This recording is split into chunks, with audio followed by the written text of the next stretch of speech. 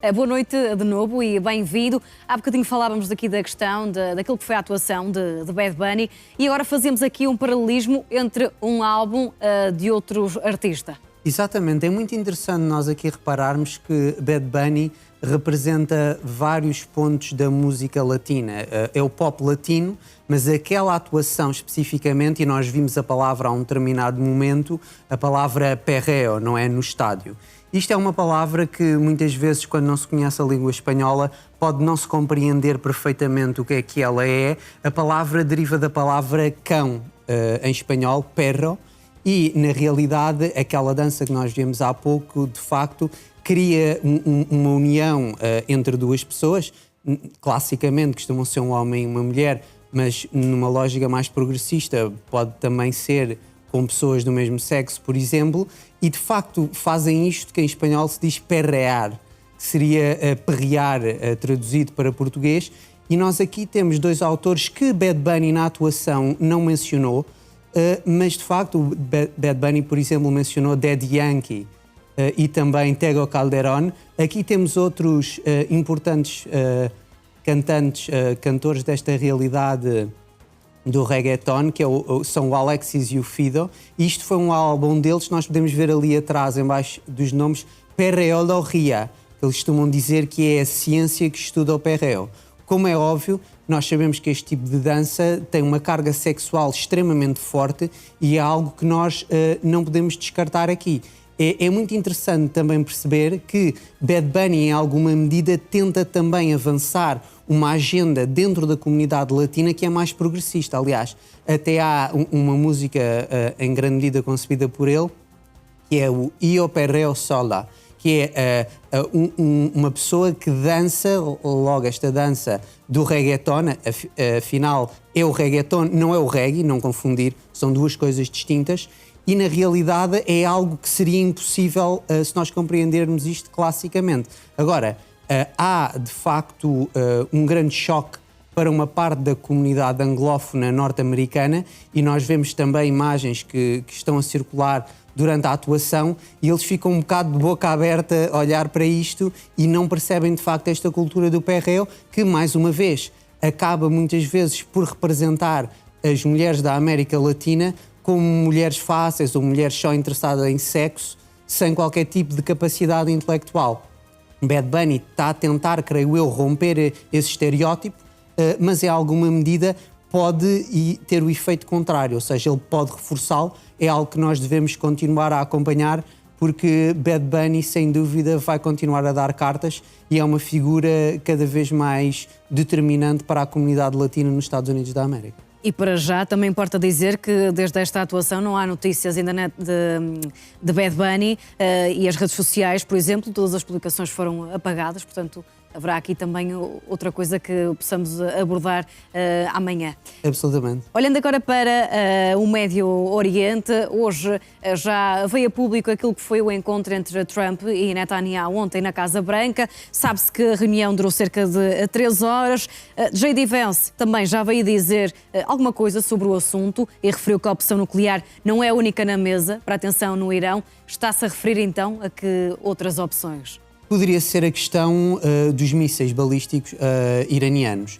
É muito interessante nós vermos aqui que, tendo em conta aquilo que nos chega, e nós devemos ser sempre bastante cautos, porque, como é óbvio, isto pode fazer parte de uma artimanha para dar a mensagem ao Irão que as coisas não estão no caminho bélico, e na realidade depois nós vimos o que é que aconteceu em 2025, no ano passado. Donald Trump disse que ia dar uns tais dias ao Irão e antes do prazo acabar atacou. Por isso nós temos que sempre ter isso em cima da mesa e ter noção disso. Mas aparentemente, naquilo que sabemos neste preciso momento, o projeto Netanyahu falhou. Ou seja, Netanyahu acho que teve dificuldade de facto, e se calhar foi por isso que ele se reuniu com Rubio antes de se reunir com Trump, ou seja, para tentar de facto avançar os seus peões. Rubio aparentemente manteve uma posição que foi a posição do presidente norte-americano. Ou seja, Rubio, contrariamente a Mike Pompeo, que é um sionista muito mais fulguroso do que o próprio Rubio, Pompeo conseguia estar mais perto de Netanyahu, Rubio não tanto. E é muito interessante nós repararmos aqui, dizem que Rubio está por trás, em alguma medida, daquela operação na Venezuela que capturou Nicolás Maduro e toda a questão cubana, não é? Aquela questão ali das Caraíbas. De facto, Rubio, eu diria, tem a visão mais focalizada aí do que no Médio Oriente.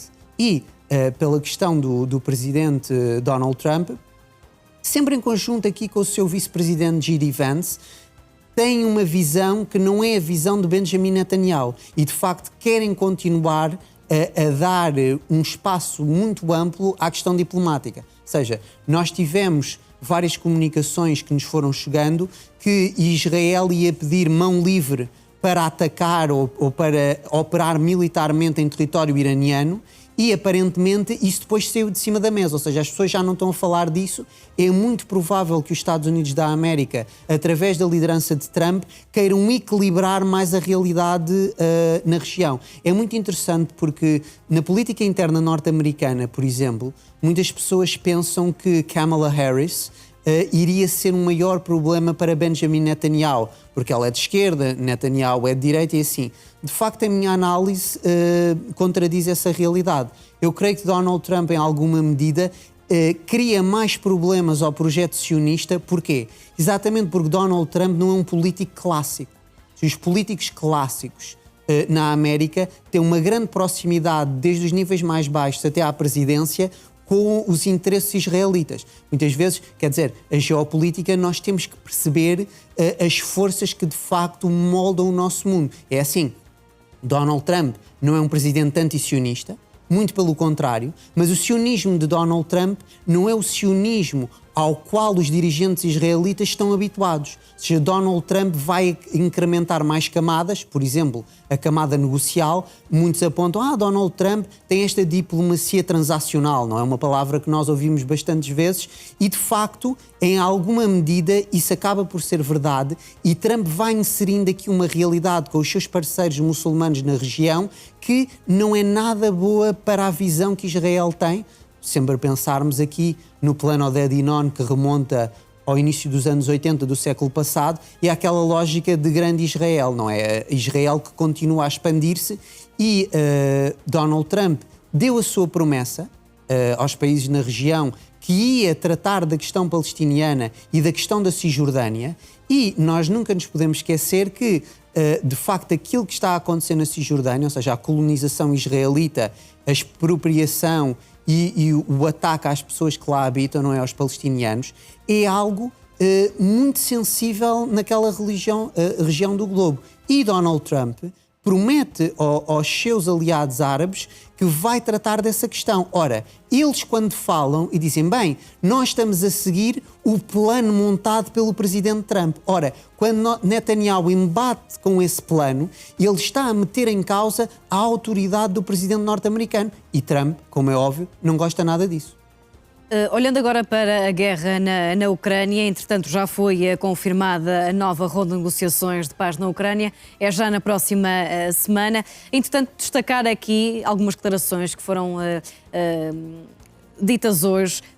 Peskov, que disse que foi a Rússia que levou a Ucrânia à procura da solução diplomática. Que credibilidade é que tem esta afirmação neste atual contexto da guerra? Bem, é algo que pode parecer extremamente caricato, mas de facto muitos russos têm esta visão, ou seja, nós aqui temos que nos recordar sempre que a capital do mundo russo, não é? Na altura, no medievo, chamava-se o Kievan Rus, ou seja, o Rus de Kiev, tinha de facto esse ponto central em Kiev. Atenção que antes de ser em Kiev, nós tivemos, por exemplo, Novgorod mais a norte, que é em território da Federação Russa, hoje atual, e existia também uma dualidade entre estas duas cidades, a cidade de Novgorod por um lado e a cidade de Kiev por outro. O que é que acontece?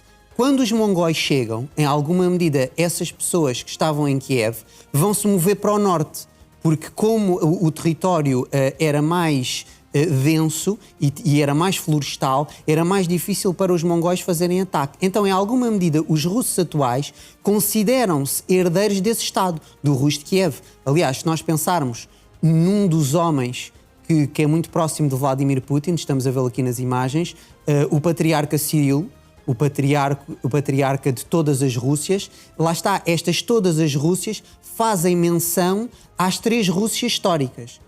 A Grande Rússia, que é aquilo que a gente hoje chama a Rússia, a Bielorrússia, continuamos a chamar a Bielorrússia, e a Pequena Rússia. Ora, esta Pequena Rússia faz parte do território ucraniano das fronteiras de 1991. E, de facto, os russos têm esta visão no longo termo e acabam por trazer a Ucrânia. E atenção, Bruna, não são só os russos, em alguma medida, porque nós estamos a ver na mídia anglófona, nestes dias também, a dizer que aqueles que estão próximos de Zelensky têm medo que a janela de oportunidade para um acordo se esteja a fechar.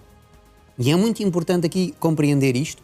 Agora, há outras notícias ainda a ser avançadas que nós não podemos confirmar neste preciso momento, mas que estão a ser avançadas, que os russos terão dito aos americanos que vão voltar a utilizar mais o dólar, aqui de relembrarmos sempre que a moeda das transações internacionais é essencialmente o dólar, ou seja, é aquilo que o Valéry Giscard d'Estaing ou o general de Gaulle chamava o privilégio exorbitante da América, porque de facto nós, para adquirirmos vários produtos, precisamos de dólares. Ora, por exemplo, aqui em Portugal, ou no Brasil, ou na China, nós não produzimos dólares. Quem produz dólares é o Estado americano. Por isso mesmo nós temos que comprar dólares. E a Rússia a dizer isto aqui, volta aqui naquele jogo que nós já tocámos aqui várias vezes, que é o jogo da tripolaridade.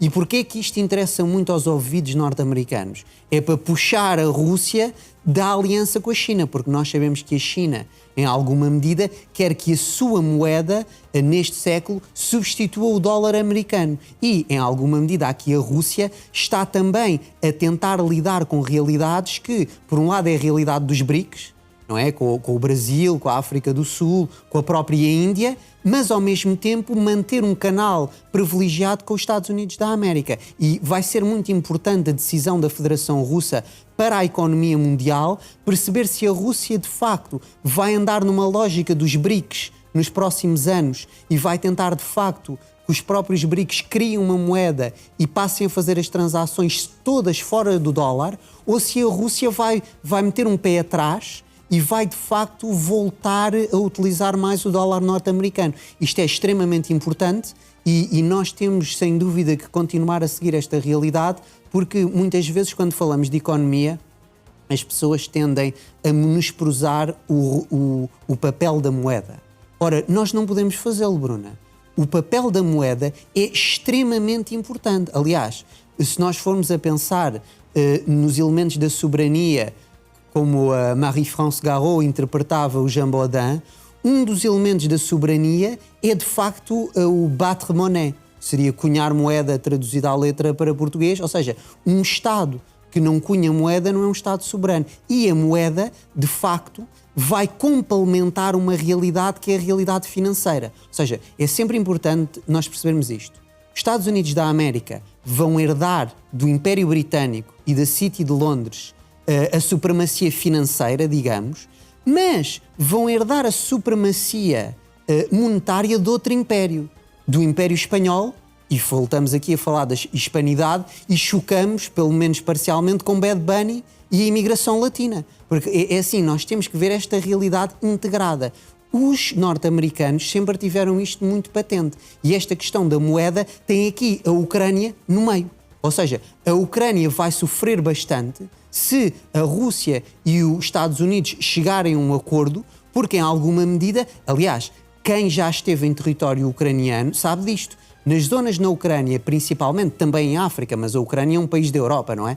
Que circulam muitos dólares na Ucrânia, principalmente na parte ocidental. Muitos até dizem que se vêem mais dólares americanos na Ucrânia do que necessariamente euros. E isto demonstra-nos também que o poderio norte-americano é também monetário, ou seja, não é só militar. Nós aqui estamos a ver alguns militares que, de facto, estão numa situação caótica já há vários anos e têm demonstrado, muitos deles, um comportamento exímio e uma força exímia, mas é assim, nós não podemos pedir-lhes algo sobre-humano. Ou seja, eles são homens como nós e há um nível de stress que deve ter sido atingido já, extremamente perigoso. Agora estamos a ver aqui o presidente ucraniano, Volodymyr Zelensky, e ele de facto também está sob imensa pressão e aparentemente, como já referi, parte do círculo dele gostaria de facto de um acordo. Agora, tendo em conta a realidade no terreno, tendo em conta as transformações geopolíticas deste século XXI, esse acordo, seja ele qual for, não será, a meu ver, nunca um bom acordo para a Ucrânia.